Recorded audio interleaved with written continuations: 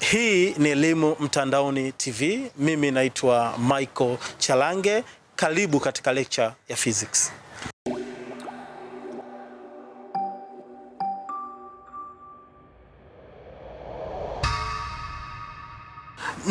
Narudi sasa, nimeshaelezea masuala ya atomic mass unity, narudi kule kwenye namna ya kukalkulate binding energy. Nimesema kwamba binding energy tunaipata kutokea kwenye formula ya E is equal to mc square. E ni sawa sawa na mc square. Hii ndio inatusaidia kupata binding energy, na em nimesema tunaita mass defect. Em tunaita mass defect. Sasa nini maana mass defect? Nini maana ya mass defect? Mass defect nasema kwamba either difference in mass between the mass of actual nucleus and the mass of the constituent particles. Nasema mass defect ni sawasawa na kuchukua the actual mass of the nucleus utoe na mass of the constituent particle, kwamba hivi hii hapa ni nucleus yetu, proton, let's say neutron. Tumeivunja, tuna proton, tuna neutron. Actual mass of the nucleus ni hii hapa. Hii ni actual mass of the nucleus, tuite capital M. Actual mass of the nucleus. Na ukichukua mass ya huyu jumlisha mass ya huyu, ndo unapata mass of the constituent particle. Tuna represent na nani? Na A. Kwa hiyo M kubwa ni mass, the actual mass of the nucleus, na hii A ni mass of the constituent particles. Sasa kupata mass defect unachukua the actual mass of the nucleus ambayo ni M kubwa, unatoa na mass of the constituent particle. Okay? Kupata mass defect tunachukua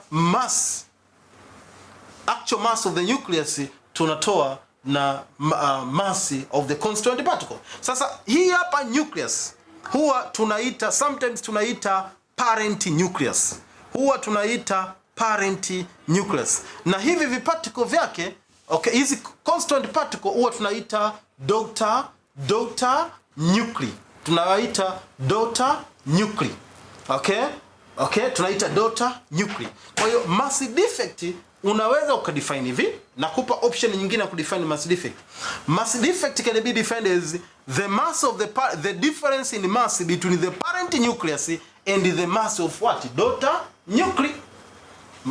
Mass defect pia unaweza ukadefine kama the difference in mass between the mass of the parent nucleus and the mass of what? Daughter nuclei. Sasa our daughter nuclei huwa vile vile tunawaita byproducts. Daughter nuclei huwa tunawaita byproducts. Kwa hiyo vile vile mass defect unaweza ukadefine kama the difference in mass between the mass of the parent nucleus and the mass of what? Byproduct. Sawa? Kwa ni hii hapa toa hii hapa. Lakini mass defect pia ina option nyingine ya kudefine. Kuna wakati unaweza ukapewa equation hivi: A plus B, this is a reaction. A plus B ni sawa sana C plus nini? C plus D. A na B huwa tunawaita reactants. Na C na D ambao kwa mkono kulia tunawaita nani? Products. Sasa kupata mass defect unaweza ukasema is the difference in mass between the mass of reactants and the mass of what? Products. Mass defect pia unaweza ukadefine kama is the difference in mass between the mass of reactant and the mass of what?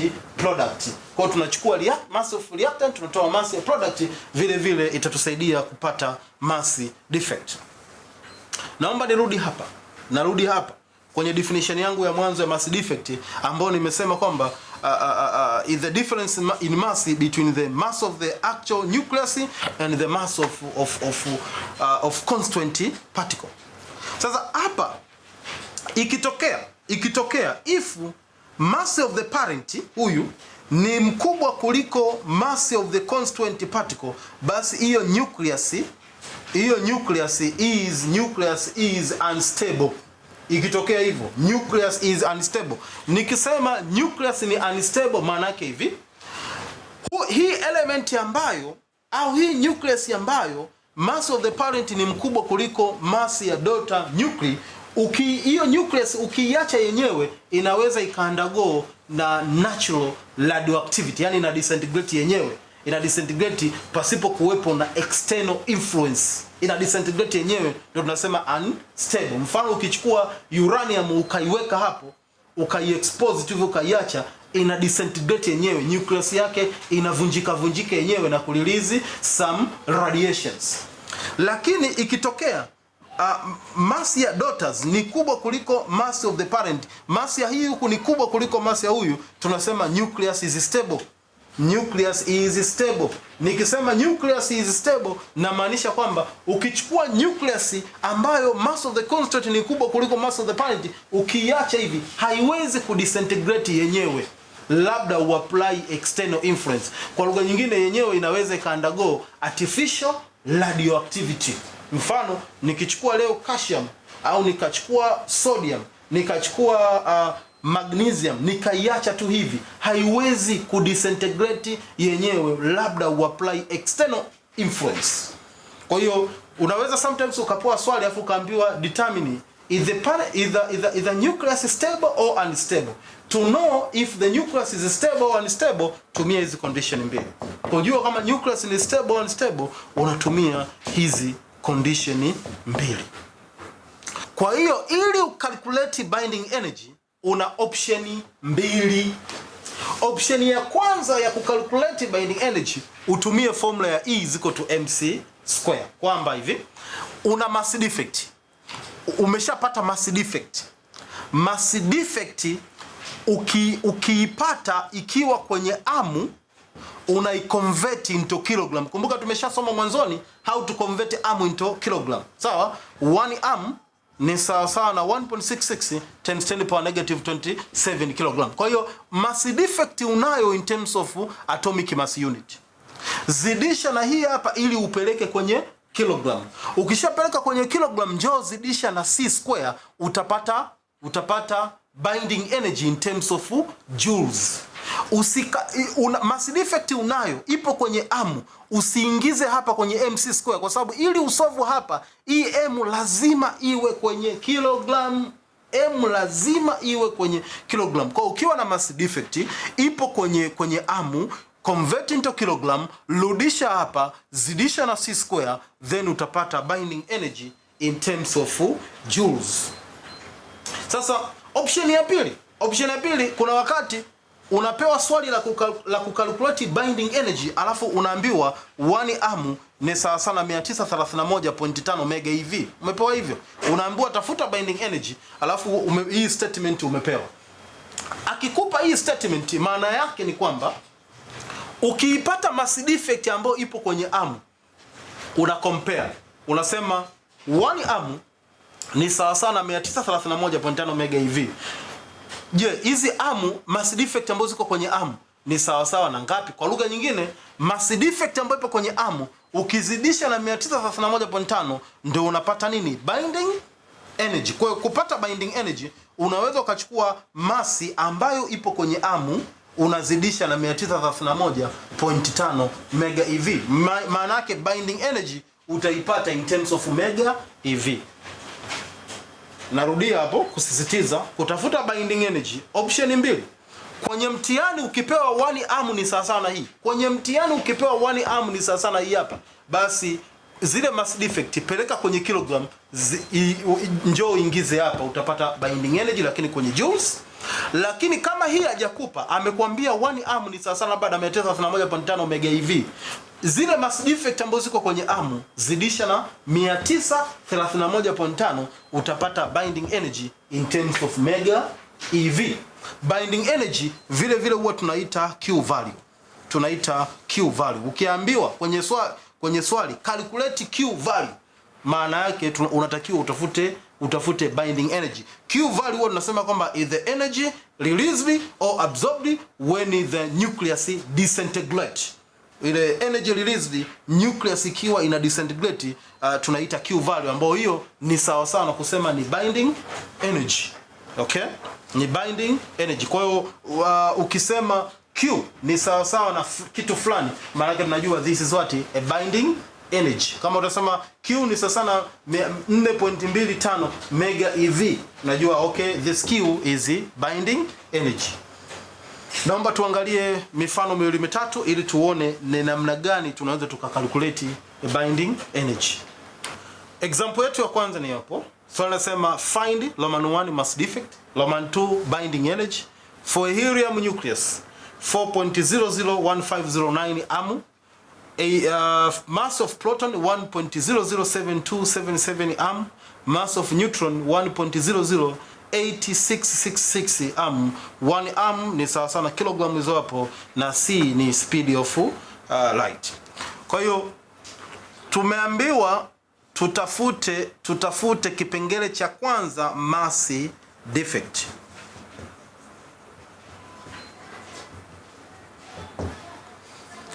Helium tumeambiwa for helium, kumbuka ni mass defect ya helium. Helium is 4. Helium atomic number ya 2 na mass number ni 4. Huyu helium ndio parent. Huyu ndio parent. Particle ambazo ziko kwenye helium, tuna neutron, tuna proton, tuna electron, lakini hapa ukiangalia data zilizotolewa ni proton na neutron, kwa tuta neglect the mass of electron. Kwa hiyo huyu akiwa kama ni parent, mass of the parent ni hii hapa, this is the mass of the parent. Kwa hiyo capital M ni 4.001509 amu. Halafu daughter wa kwenye helium, daughter nuclei ni protoni pamoja na neutron. Kwa hiyo mass of daughters A ni mass of neutron plus mass of the proton. Sasa mass of neutron unatakiwa uangalie hapa katika helium kuna neutron ngapi. Kumbuka mass number ni 4, atomic number ni 2. Kupata number of neutron unachukua mass number una minus, una subtract with the atomic number. Kwa 4 minus 2 the answer is 2. Kwa hiyo kumbe kwenye helium tuna 2 neutron. Kwenye helium tuna 2 neutron. Kwa unachukua 2 nazidisha na mass ya neutron moja ambayo ni hii hapa 1.008666 jumlisha this is a proton. Unarudi tena hapa kwenye helium ana proton wangapi? This is atomic number ni 2 na atomic number ni sawa na number of proton. Kwa proton ziko 2.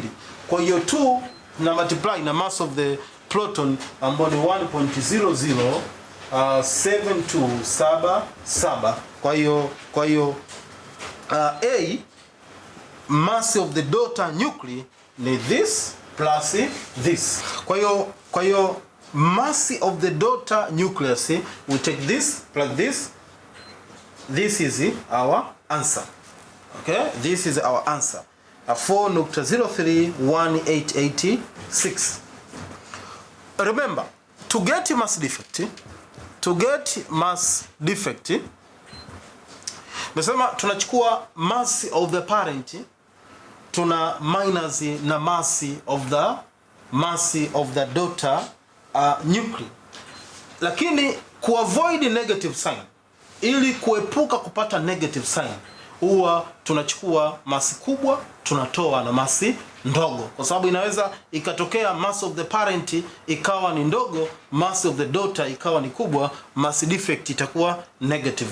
Kwa avoid kupata negative sign kwenye calculation, kwenye definition lazima useme mass of the parent minus mass of the daughter nuclei, lakini kwenye calculation tunachukua kubwa tunatoa na ndogo. Kwa ukiangalia hapa unaona ni 4.03, mass of the parent ni 4.00. Kwa hiyo kwenye calculation nachukua huyu natoa na huyu hapa.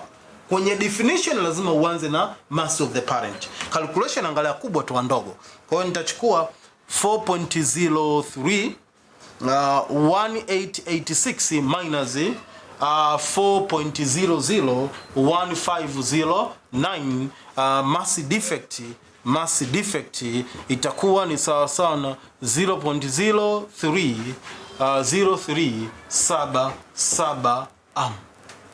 So mass defect is equal to 0.030377 ohm. Tumemaliza kipengele cha kwanza, tunaenda kwenye kipengele cha pili cha kutafuta binding energy. Sasa ukiwa unatafuta binding energy inabidi uwe makini, uangalie, je, nimepewa 1 ohm ni sawa sana 1.66 times 10⁻27 kg, au umepewa 1 ohm ni sawa sana mega electron volt fulani. Uwe makini. Sisi swali letu tumepewa 1 ohm ni sawa sana 1.66 times 10⁻27 kg. Kwa hiyo inachotakiwa ili kutafuta binding energy tunatumia equation ya E is equal to mc square. Mass lazima iwe kwenye kilogram. Kwa huyu hapa na mconvert into kilogram. Itakuwa 0.030377 na zidisha na 1.66 times 10⁻27, hapa imeshaka kwenye kilogram, na zidisha na c ambayo ni speed of light 3 times 10⁻8 square, then napata energy ni sawa sana. The energy is equal to 4.5383 times 10⁻12 joules. This is our answer, lakini sometimes unaweza swali likakwambia uweka jibu kwenye mega EV. Ukiacha hivi ni sawa, na vile vile ukiweka kwenye mega EV ni sawa, ila kama atakwambia uweke kwenye mega EV lazima uweke kwenye mega EV. Kuweka kwenye mega electron volt tunachukua 4.5383 times 10⁻12 una divide na 1.6 times 10⁻19 times, nataka niweke direct kwenye mega EV, mega electron volt, na gawanya kwa 10⁻6, the answer will be 28.4 mega EV. Kwa hiyo cha kukumbuka, ukitaka kuweka kwenye mega EV lazima udivide na hii namba ya chini. Kwa zote lazima ugawanye kwa hii namba, hapo utakuwa umeweka jibu kwenye mega electron volt. Tuangalie example namba 2. Unaweza ukasubscribe katika channel yangu ya YouTube Elimu Mtandaoni TV. Vile vile napatikana katika Instagram, Facebook na Twitter kwa Elimu Mtandaoni.